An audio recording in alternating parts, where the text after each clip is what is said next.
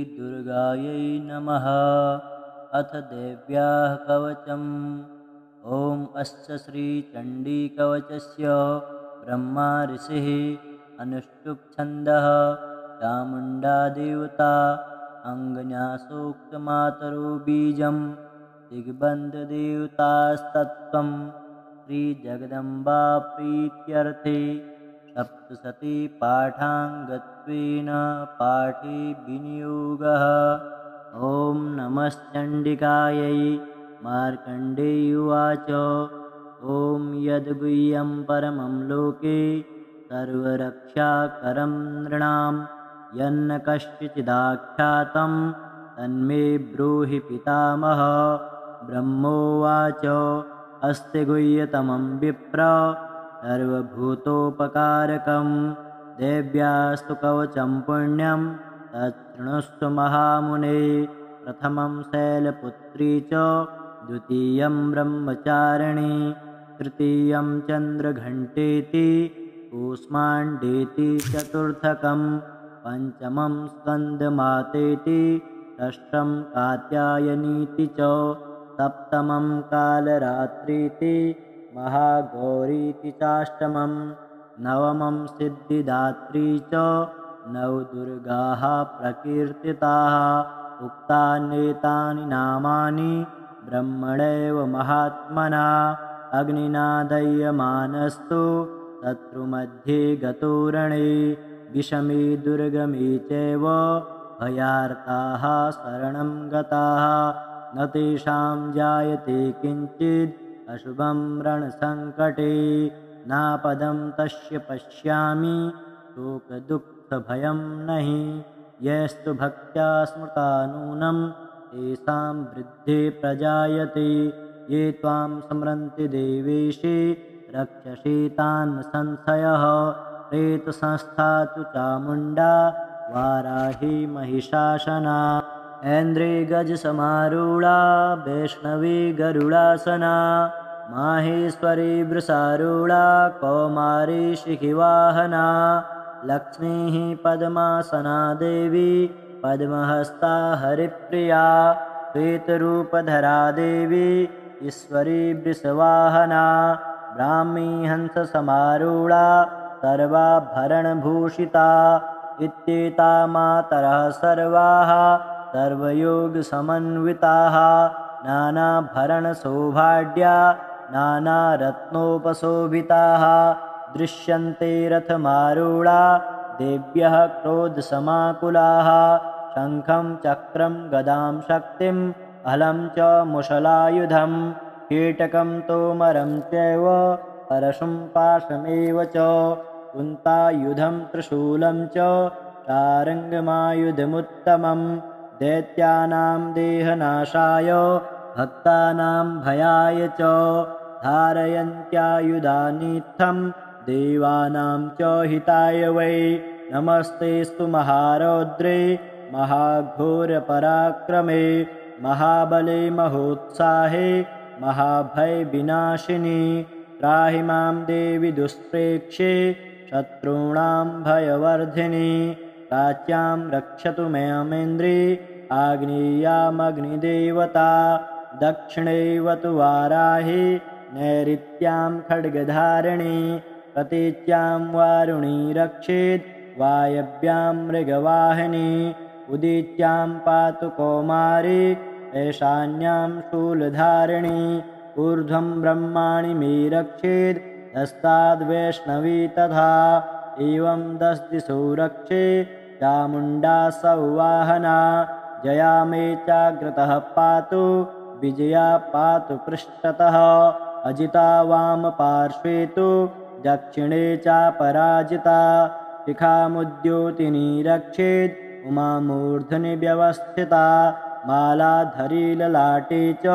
Bro रक्षेद् यशस्विनी त्रिनेत्रा च भूर्मध्ये यमघण्टा च नासिके शङ्खिनी चक्षुषोर्मध्ये श्रोतयोर्द्वारवासिनी कपोलौकालिका रक्षेत् कर्णमूले तु शाङ्करी नासिकायां सुगन्धा च उत्तरोष्ठे च चर्चिका अधरे चामृतकला जिह्वायां च सरस्वती दन्तान् रक्षतु कौमारी कण्ठदेशे तु चण्डिका घण्टिकां चित्रघण्टा च महामाया च तालुके कामाक्षी चिबुकं रक्षेत् वाचं मे सर्वमङ्गला ग्रीवायां भद्रकाली च पृष्ठवंशे धनुर्धरे नीलग्रीवा बहिकण्ठे नलिकां नलकूबरे स्कन्धयोः खड्गिनी रक्षेत् बाहु मे वज्रधारिणी हस्तयोर्दण्डिनी रक्षेत् अम्बिका चाङ्गुलीषु च नखाञ्छूलेश्वरी रक्षेत् कुक्षौ रक्षेत् कुलेश्वरी स्तनौ रक्षेन्महादेवी मनः शोकविनाशिनी हृदये ललितादेवी उदरे शूलधारिणी नाभौ च कामिनी रक्षेत् गुह्यं गुह्येश्वरी तथा पूतना कामिकामेळं उदे महिषवाहिनी कट्यां भगवती रक्षेत् जानुनी विन्ध्यवासिनी जङ्घे महाबला रक्षेत् सर्वकामप्रदायिनी गुल्फयो नारसिंही च पादपृष्ठे तु तेजसी पादाङ्गुलीषु श्रीरक्षेत् पादाधस्थलवासिनी नखान् दृष्टाङ्कराली च केशास्ते बूर्धकेशिनी रोमकूपेषु कौबेरी त्वचं वागीश्वरी तथा रक्तमज्जावसामान्य स्तुतिमेदांसि पार्वती अन्त्राणि कालरात्रिश्च पित्तं च मुकुटेश्वरी पद्मावती पद्मकोशे कफीचूडामणिस्तथा ज्वालामुखी नखज्वाला अभेद्या सर्वसन्धिषु शुक्रं ब्रह्माणि मे रक्षेत् छायां छत्रेश्वरी तथा अहङ्कारं मनोबुद्धिं रक्षेन्मे धर्मधारिणी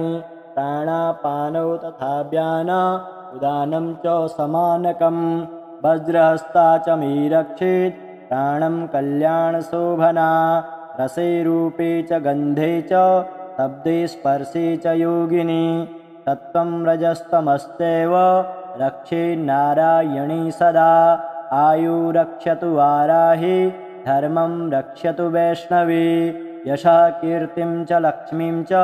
धनं विद्यां च चक्रिणी गोत्रमिन्द्राणि मे रक्षेत् पशून् मे रक्ष चण्डिके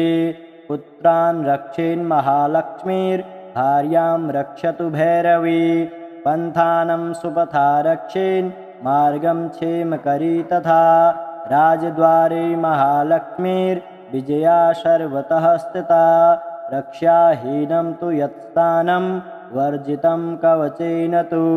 तत्सर्वं रक्ष मे देवी जयन्ती पापनाशिनी पदमेकं न गच्छेतु यदीच्छेच्छुभमात्मनः कवचेनावृतो नित्यं यत्र यत्रैव गच्छति तत्र तत्रार्थलाभश्च विजयः सार्वकामिकः यं यं चिन्तयते कामं तं तं प्राप्नोति निश्चितं परमैश्वर्यमतुलं प्राप्स्यते भूतले पुमान् निर्भयो जायते मर्त्यः सङ्ग्रामेष्वपराजितः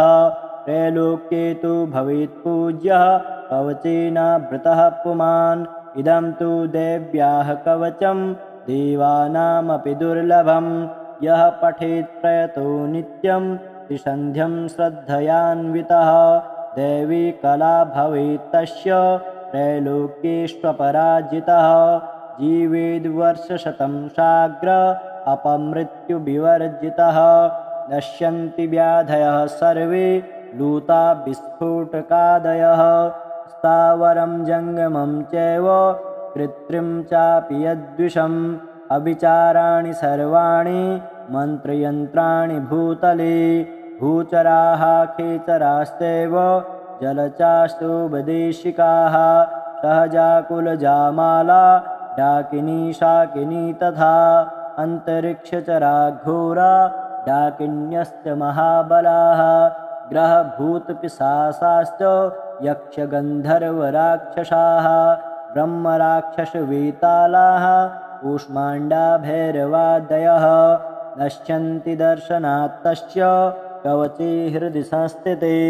मानोन्नतिर्भवेद्राज्ञस्तेजो वृद्धिकरं परं यशसा वर्धते सोऽपि कीर्तिमण्डितभूतले जपेत् सप्तशतीं चण्डीं कृत्वा तु कवचं पुरा यावद्भूमण्डलं धत्ते सशैलवनकाननं तावत् तिष्ठति मेदिन्यां सन्ततिः पुत्रीपौत्रिकी देहान्ते परमं स्थानं यत्सुरैरपि दुर्लभं प्राप्नोति पुरुषो नित्यं महामायाप्रसादतः लभते परमं रूपं शिवेन सह मोदते।